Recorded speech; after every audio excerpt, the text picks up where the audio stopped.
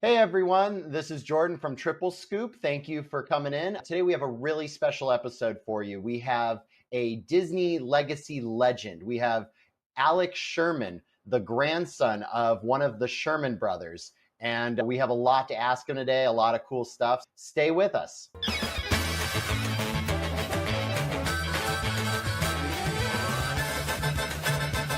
All right. Hey, Alex, welcome to the show. How's it going? It's going good. Me and all the guys are really excited to talk to you today. And we just wanted to break this in and start by knowing who you are and just give us like a little synopsis of yourself.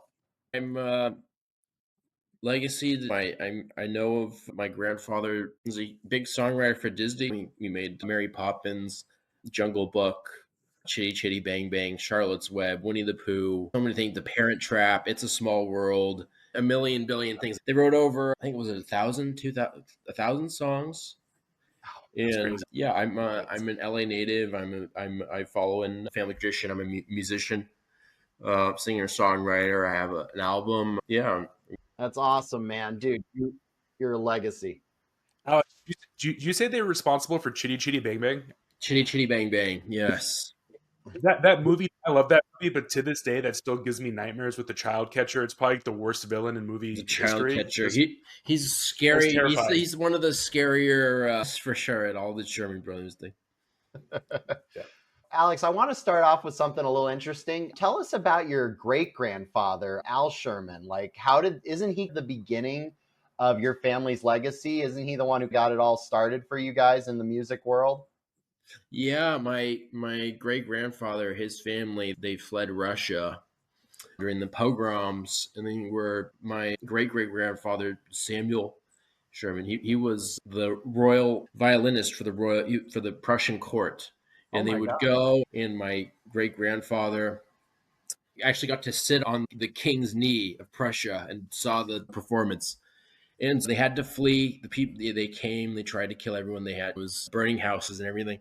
And so they came in to America, and Sam couldn't find work. He lived most of his life. He left Lena, who was my great grandfather's mother, early 1900s in New York, and he'd been top of the world. He's an amazing violinist, and he had passed away.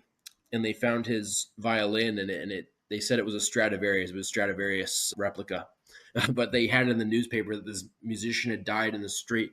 But yeah, Al, my great grandfather, my namesake, he took care of Lena. He dropped out of school and he worked day and night to take care of her. And then he taught himself piano. He got this book, Beginner's Piano, and he taught himself piano. He became this amazing, amazing pianist. He played all kinds of classical, and he had songs on the radio during the Great Depression. He was awarded things by the president during the Great Depression. Like after the Great Wow. Depression, they sent him like a letter signed by the that he had made songs about accepting poverty and getting through the Great Depression. And he did the song "You Got to Be a Football Hero." You That's got kind to of a be a legend. football hero. They play that one to this day. Every high school catch any kind of game, any kind of football, the band will be playing that song for sure. Almost every game. That's And there awesome. was a Tiny Tim version. He's living in the sunlight, loving in the moonlight. You guys know that Yeah. song? That so he wrote that Oh, with I didn't someone else. wait. He wrote that song, the Tiny Tim song.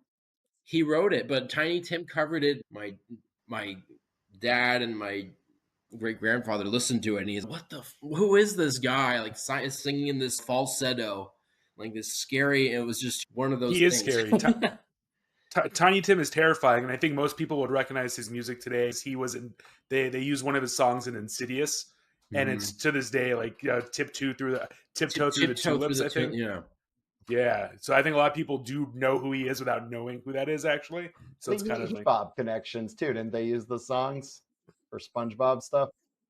I'm so happy, happy Yeah, go lucky me. yeah.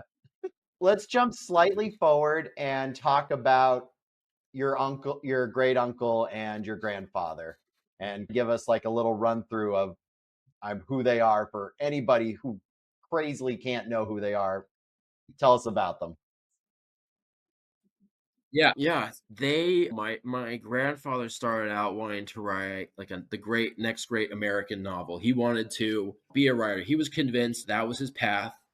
And my great grandmother, who I never met, Rose, my grandfather was actually listening to the radio and he heard jazz saxophone. He said, and he asked his mom, Rose, he went to her, he said, "Oh man, what is this instrument? This is just the coolest thing I ever heard. I want to play this instrument." She said, "Fine, I'll get you one."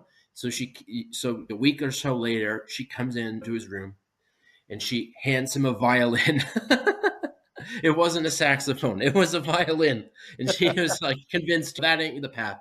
But yeah, so after the war, they had lived in Brooklyn, and so they moved they drove out west, and when my grandfather got back from the war, I said he was injured in the war too, wasn't he? he was injured in the war. Yes, he was he had a Purple Heart. Wow. He was shot. He was crossing lines like barbed wire, and he got stuck in his fatigues. And he looked across the field, and before he knew it, a German machine gunner had sighted him, and he got him in the knee. He had one of the first artificial knees in the war, and he was stayed in London, and he was recovering in England. He had to walk with a cane for almost the rest of his life. So yeah, scary stuff. But yeah, he was on the D-Day invasion. He was the second wave of soldiers on the beach on Sword, Juneau, Utah, Omaha. We don't know exactly which one, but yeah, he saw a lot of stuff in the war that he didn't really get away from. There wasn't PTSD back then. I'm sure that was like a part of his issues. And so we got home, and he was writing, and he got in some magazines. There was stuff going on, but my great grandfather said, you guys could come up with a song that the kid would pay his lunch money for, to listen to own on a record.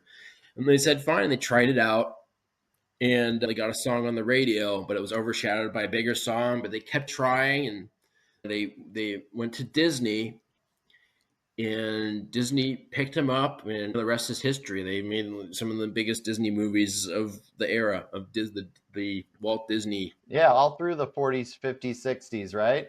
Or 50s Yeah. and 60s at least. It's Yeah, incredible. they wrote for Annette Funicello, and they did The Parent Trap, and they're a big deal. Heck yeah. Heck yeah. That's probably the understatement of the year. Yeah. Wow, man. First of all, that was an incredible story. Just there's a lot of that I didn't know, and I've not saying that I would or should, but I did get to meet your grandfather a good handful of times. I met him through USC. He mentored one of my closest friends, and actually the first time I met him was at a private event at USC, and I was a film scoring student at the time. And naturally I saw him, and I'm like, I will regret this if I don't meet him. So I have a picture with him there, and I met him. He gave me career advice, and I do not remember a thing he said, because I was just so enamored with the fact that Richard Sherman was telling me career advice.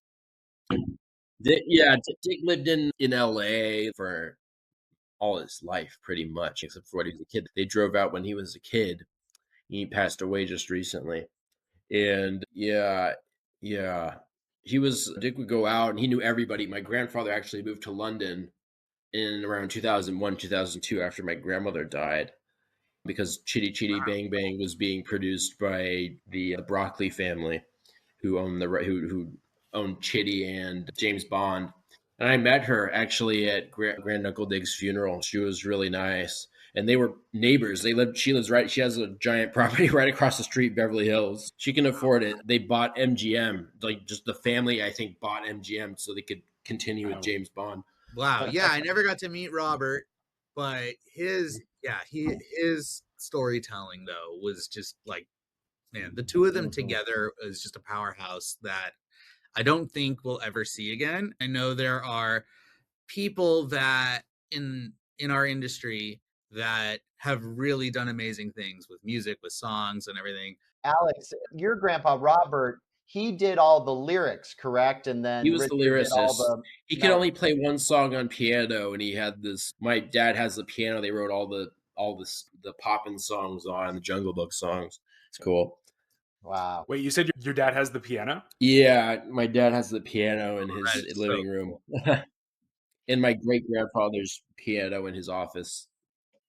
That's awesome. Yeah, Jordan and I toured Walt's office recently, and I thought they said the piano was in there, but I guess that was probably like a replica or something then. Yeah, I But I'm not. really wanted to go there. They changed, yeah, they rebuilt the office to exactly the way it looked when Walt died, I believe, or around the time he had it. Yeah, you're right. I've been dying to go there. People have offered for me to go see it, and I'm like here and there. I'm always busy.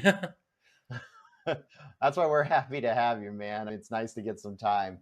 I want to ask you, because we're just going on this, do you have a favorite song that your grandpa wrote?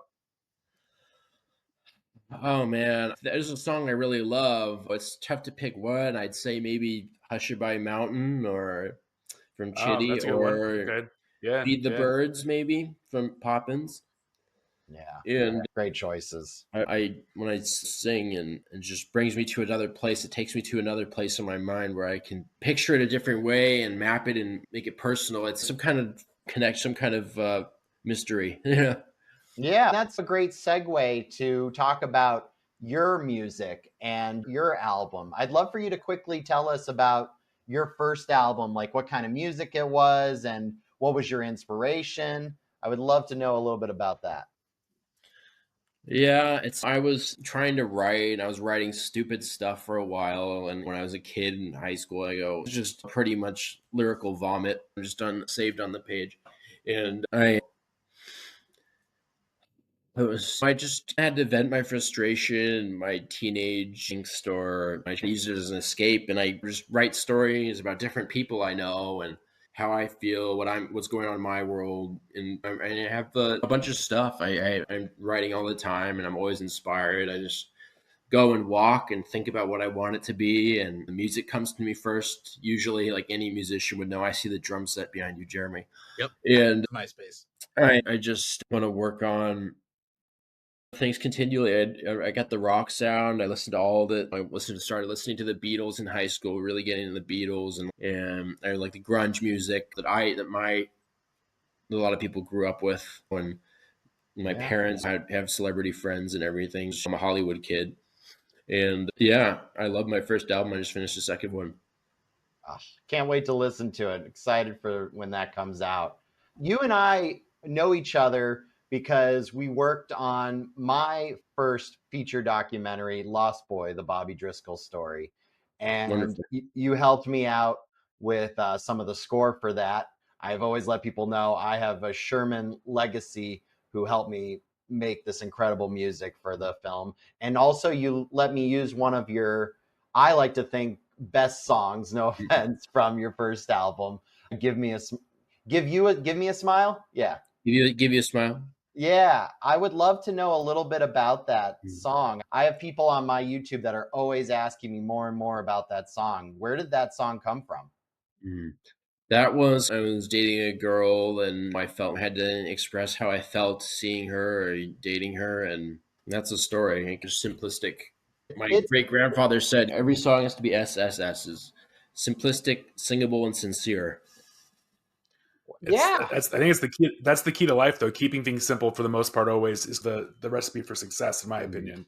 It's Mm. how you have And to do the things. sincerity of that song, it just Yeah. comes through. I'm telling you, every time someone watches the documentary, they're crying by the time they get to the credits because of that song. So it connects on so many ways. You briefly mentioned your father, and I think we haven't gone over his legacy yet and everything he's contributed to entertainment and Disney. Why don't you tell us a little bit about your dad's career? Yeah, my dad went to UCLA film school, and it's funny. He went to see Star Wars in 1977. And before that, he was a music major. He was trying to get things done, and he didn't know how to read music, and he's just wanted to follow in my grandfather's footsteps and my granduncle's footsteps, my great grandpa's footsteps in the family tradition. And so he saw Star Wars, and it changed his life forever. He went and he saw the movie, and there's no way, there's nothing else I want to do. I want to make movies. So anyway, he went to UCLA, and he went to film school there. And it's cool. He went to school with Alex Cox, who did Repo Man and Sid and Nancy, and he wrote what's Fear and Loathing in Las Vegas. Fear and Loathing. Yeah, And yeah, yeah. he was this British Yeah. guy, and he would watch him and eat lunch. He'd come to me, and he had an earring, and he's like a punker guy. And he did Sid and Nancy. He goes, I find you fascinating. And it's pretty cool. Like if you go to the film school, my dad's posters are up there. They have posters of all the people that make movies after they go there. It's pretty cool. My dad, that is cool. Yeah, and was a big writer. He was the highest paid writer in Hollywood for a week. And just 1 week. Just a week. And then he was selling stuff left and right, and he was a player, and he was getting things done. He was really selling a lot of scripts. And it was really fruitful for him, and he was selling things in the rooms, even ideas. He worked with 1 million people. Gary Oldman called him up one time about a script. He said, "Oh, this is Jeffrey Sherman." Yeah. And my dad's like, "Yeah, I really want to do Vine Street." And yeah, so my dad worked on a bunch of stuff. He worked with Madonna. She was going to be in that, and then they went through a whole kind of thing. She was into him, and she was trying to date him. And she invited my dad. They had this script, and it was like a period piece about songwriters in Hollywood who, like, it's a love triangle, and a lot of people were interested in it. And Madonna was really interested, and she wanted to star. She's a singer, Hollywood lamplight kind of jazz and 40s, 50s vibe. And she invited my dad to her house, and my dad talked to her manager or someone she knew, and they said, "Oh, if you go up there, she really wants to be with you." And my dad was married, and he's okay, fuck. But That's funny. And then that eventually fell through. She made a lot of changes that were awkward and into the story, and it took the soul out of it. It's okay. I want to know all about his Boy Meets World time. Yeah, I was gonna say your dad's a big part of my childhood. I remember that, and I thought that was cool. Got on the staff for Boy Meets World as a big hit. Started in '93. He wrote the second ever episode after the pilot, and he wrote like 16, 17 episodes overall for the show through its whole. And he's a great writer. He was really one of the best ones. And I met the whole cast 1 million times. I remember I was really shy. I actually got to be on an episode one time. So Eric Goes to Hollywood. It's called Eric Goes to Hollywood in the episode. And so the story is, basically that Eric wants to go to Hollywood to try out and see. He gets spotted doing a stage play and doing a play at school. And he goes to Hollywood, and they're trying to make fun of the writers, and it's this fake show, like sitcom making fun of itself. And then he goes, "I want to see the writers," Ben Savage, and he goes to the writers' room, and it's all kids for the show. And I'm one of the kids. I didn't get a line. Every other kid, it was all the kids of the writers' staff that were. I remember this episode. Oh yeah, my God, it's funny. Have to look for you. We're gonna have to find a photo. That's pretty funny. I was shy, but like, my God, like the lights like blinded me. Like I was like so surprised. How do they like keep their cool? How do they even focus on anything? The stage lights are so bright. Yeah.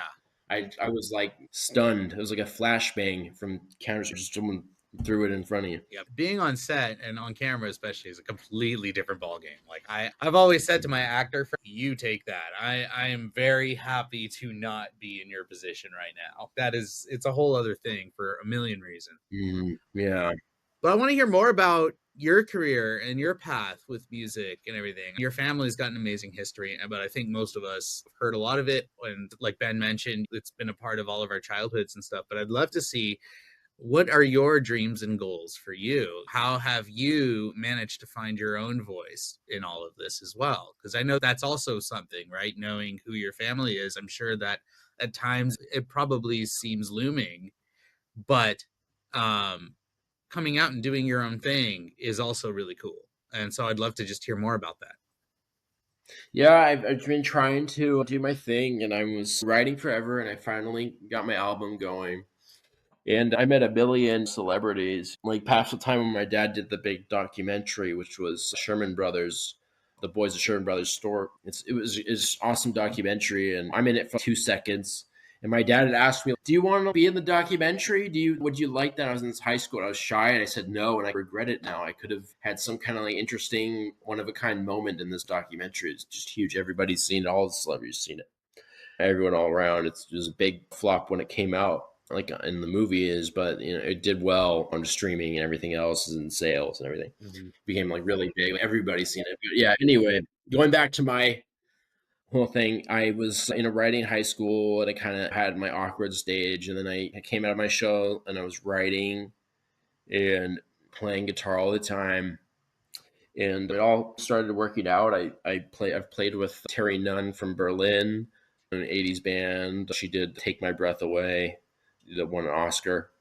And then I played with Jerry Cassell from Devo. I played with a show with him. And I also I played with Wings, Paul McCartney's Wings, not with Paul McCartney, but with the rest of the band at a big show, 1,000 people or so. It's fun. Oh, That's awesome. That's cool.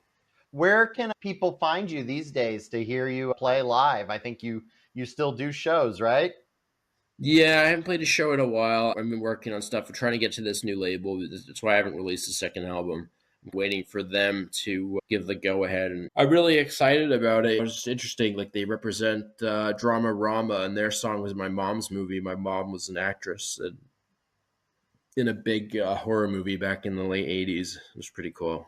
So. Very, very cool. So your first album has, I don't know how to say it, it's very singer-songwriter, very laid back, relaxing almost as an album. Is your second one going to deviate from that at all, sound-wise? Yeah, there's more rock. It's my second album. You got to make it work on the second album. That's when you got to have your Nevermind. You got to have your tracks. So that's why some of the influences like the Beatles and stuff are coming back to mind for this. Yeah, so Alex, I guess my question for you is, for someone that wants to get into music or write their own music, what advice would you give them, and how would you advise them overcoming adversity and dealing with some like roadblocks along the way? Yeah, if you have to stick it out, you're a starving artist, you're trying to break and you can't. And I was in a stage where I had to get crappy jobs, and I worked at Ralph's, I worked at Brookstone, and I was a salesman and trying to upsell and make the manager proud. I was delivery boy, delivered pizzas for forever. I worked at a movie theater. It was just those dead end jobs. If you still just push through and you just focus, I'm in a point where financially I'm safe, and I have all my time to do work on my craft. And it's just, if you push through and you can balance those two things, you learn things from working random jobs or anything. Yeah, you take little tidbits from all of that, and finding the time to work on your creative passions is always a challenge, but always a way. There's a way to do it, right? When you push hard enough. I get you. Yeah, when I just go and I, stick it out, and dude, I used to open mics and everything, and somebody, just friend of a friend recommended this producer, and things went great. Sold thousands of copies in my first record, and also I'm on streaming, That's the first time I met you, was you were playing in Hollywood at, what was it, the Pig and Whistle? Pig and Whistle. Yeah, you had your concert in the back there. That was awesome. Was that when your first album released, I believe? That was around then. I had physical copies first. And then I had like a box of thousands of them, and then somebody stole like 500 of them. They like disappeared. They're a big fan, man. They must have been a big fan. Or is there a specific concert that you went to that kind of changed your view on music and your career path, that kind of made you say, hey, this is something I really want to pursue. I could do this? There are a lot of bands I was listening to on my iPod with the scroll wheel, if you guys remember back when dinosaurs, Classic. And yeah, I know you could have, oh my God, 300 songs. But I listened to music over, and it was just part of my legacy and part of my family tradition, and having a crappy guitar that my aunt got me. I picked it up and I said, I'll teach myself guitar. And I got it going. And sorry, what was the question? If there was like a specific... I went to go see a show with my dad, and there's a guy that we listened to when I was a kid. His name Peter Case, and he's like this really interesting kind of singer-songwriter guy, and he did a million albums. He was folk and rock and everything. He was in the Plimsouls. They had that song "Million Miles Away." If you know that one, "Million Miles Away." It was in movies and stuff. And I went with my dad, and it was just a spiritual experience. This guy was it was like I was vibing. I could, his soul was, he was bearing had his heart on his sleeve, singing these songs. It was just pretty. And that's when I decided I wanted to maybe go forward with it. That's what your first album definitely did. I agree. You wear your heart on your sleeve with that. So it's awesome. I had one question that was actually from a fan of the pod, our first fan question from the pod. And he was very interested. He watched the documentary, The Boys, and he wanted to ask, because not to point fingers or anything like this, but I believe your family comes from Jewish heritage, and there's a long standing thing that Walt didn't get along with Jewish people very well, maybe was anti-Jewish. Have you ever heard any experiences from your grandfather or anything about working with Jews or something like that? He definitely was not, he would get very upset about that because it's just not the case. He would just get really angry, and people would ask him that because it's a common misconception of all. Who knows, really? We can't prove it, but overall, my grandfather did not experience really anything like that with Walt. That's great to hear. Yeah, because I know Walt does get a lot of anti-Semitic backlash, and it is good to hear. I think that's what we have heard from your family, and that's just a great example of it. So good to hear. No, I always love sitting and listening, right? Especially in these types of things. I'm a storyteller, but I love listening to stories, right? My favorite thing on planet Earth is always whenever I meet someone who has history, or their family has history, or it's someone I've admired or anything of the sort. I never like asking too much. I like just sitting back and just hearing what you have to say. So this has been very informative for me. It was really cool to hear stories that I didn't know about your grandfather as well. And also really cool for me to now have my wires corrected on where on the family tree. But yeah, no, thank you for taking time. Yeah. And really, Alex, we yeah. recently did a top 5 music Disney parks. And just so you know, I picked 2 Sherman Brothers songs. I Oh, picked good. Great Big Beautiful Tomorrow and Right. Miracles from Molecules. Miracles Molecules, yes. Back in the 50s, man.